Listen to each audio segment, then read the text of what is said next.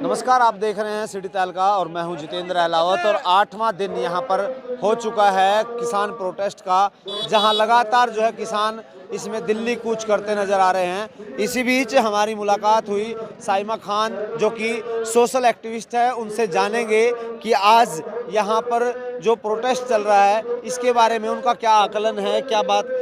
8वां दिन हो चुका है, हक की लड़ाई के लिए किसान लगातार प्रोटेस्ट कर रहे हैं, शांतिपूर्ण ढंग से चल रहा है।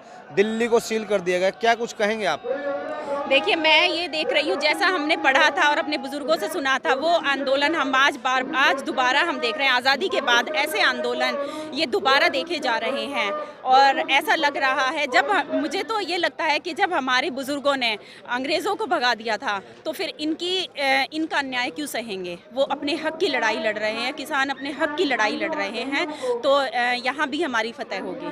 तो अब लगता है कि 8 दिन होने के बाद सरकार जो है, कल मीटिंग भी हुई थी, बेनतीजा रही। आगे रुख रहने वाला है, इस पर प्रेशर बनेगा क्योंकि दिल्ली तमाम जगह से सील हो रही है।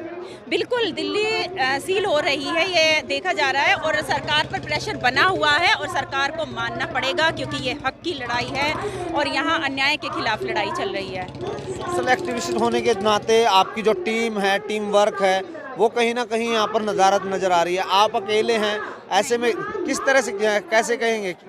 नहीं, मैं अकेली नहीं हूँ, मेरे साथ और भी साथी हैं, वो अंदर हैं और हम डेली यहाँ आ रहे हैं। हम लोग मैं भी किसान की बेटी हूँ और मैं हरियाणा से हूँ, सोनीपत से हूँ। और हमें पता है कि हमारे हरियाणा और पंजाब से पूरा इतना अनाज और गेहूँ होता है कि पूरा देश इससे चलता है और बाहर निर्यात भी किया जाता है। तो ये सिर्फ अकेले हरियाणा पंजाब की लड़ाई नहीं है, पूरे किसानों की लड़ाई है, जो कि देश का 70% भाग आता है।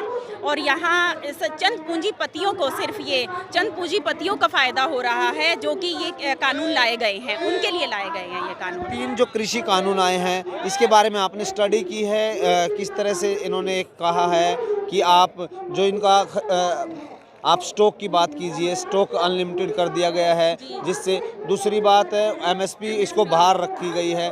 तो इस बारे में क्या कहेंगे कि किसान हैं और जहां सरकार ये दावा कर रही है कि भविष्य में किसानों को काफ़ी फ़ायदा मिलेगा, और आप ऐसे कैसे सोच सकते हैं कि जिसको लेकर के आज लाखों किसान कूच कर रहे हैं, तो सरकार की सच्चाई में कितना दम है और किसानों के इस आंदोलन में कितना दम है?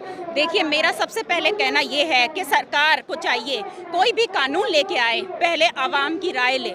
कानून लाने से पहले वो आवाम की राय ले कि उनके देश के हित में ये कानून कितना है। जब पब्लिक बताए तब उस कानून को लाए। ऐसे ही कानून लाने के बाद ना पूछे, कानून लाने के बाद ना बताए, और ये कानून लाती है और फिर कहती है देश के फ़ायदे में। जो हम लोग पढ़ते हैं और देखते हैं, एमएसपी पहले से कम है और एमएसपी के बाद भी पेमेंट गन्ना मिल में उसमें पेमेंट फंस जाती है और 2-2 साल पेमेंट किसानों को नहीं दी जाती है। तो ये अन्याय क्यों हो रहा है, जबकि किसानों का घर सिर्फ खेती पर चलता है, जो पहले से कम है। और देखा गया है हमारे देश में किसान आत्महत्या करते हुए, एक प्रकृति का कभी प्रकोप पड़ता है, कभी ओले, कभी बारिश ज़्यादा, तो इस तरह हमारी खेती कितनी बार ख़राब हो जाती है।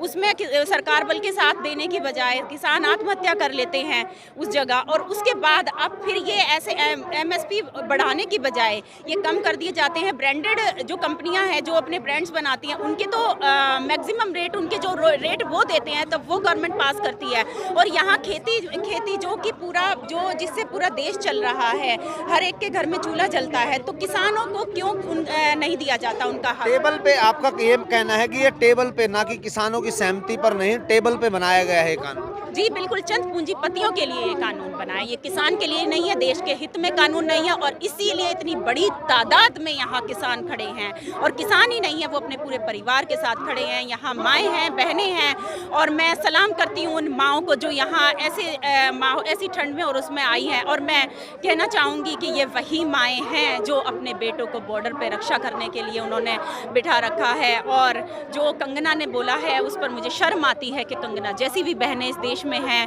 कंगना को माफ़ी मांगनी चाहिए। ये वही माएँ हैं जिनके बेटे बॉर्डर पर हैं, ये वही माएँ हैं जिनके बेटों ने जो बेटे शहीद हो के जिनके बेटे शहीद हुए हैं और तब हमने आज़ाद देश में सांसें ली हैं।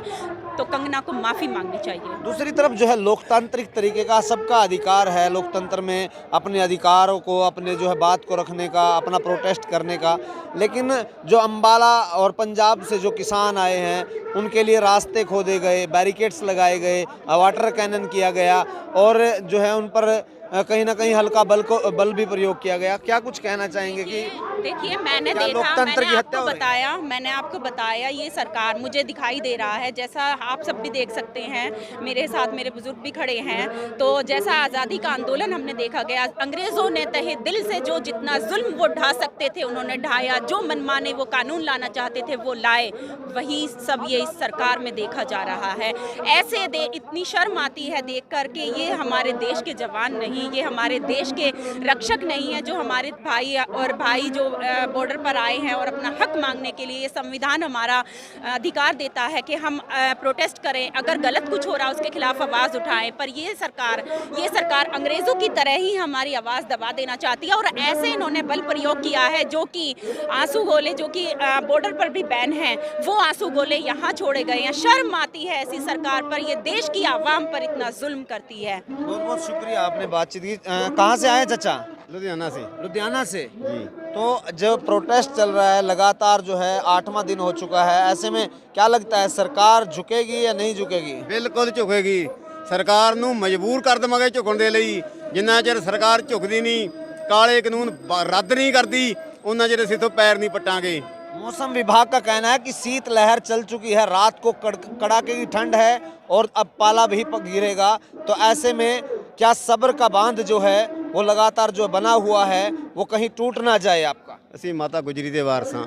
ਮਾਤਾ ਗੁਜਰੀ ਦਸੰਬਰ ਦੇ ਮਹੀਨੇ ਵਿੱਚ ਠੰਡੇਪੁਰ ਦੇ ਵਿੱਚ ਆਪਣੇ ਪੋਤੇ ਨੂੰ ਲੈ ਕੇ ਬੈਠੀ ਸੀ। ਅਸੀਂ ਉਹਦੇ ਵਾਰਸ ਹਾਂ, ਉਹਦੇ ਬੱਚੇ ਹਾਂ।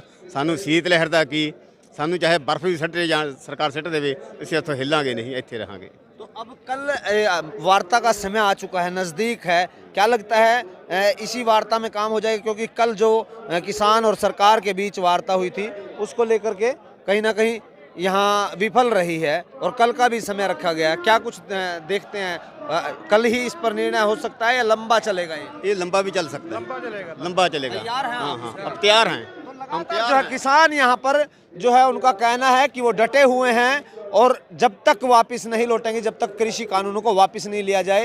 और इसमें जहाँ किसान है तो वहीं महिलाएं की जो भागीदारी है वो भी देखने को मिल रही है। और इस बारे में आप क्या सोचते हैं, इस बारे में आप कमेंट बॉक्स में ज़रूर बताएं। तमाम अपडेट्स और घटनाक्रम की हम आपको तस्वीर सीधी आप तक दिखाते रहेंगे। तब तक के लिए दीजिए इजाज़त, नमस्कार।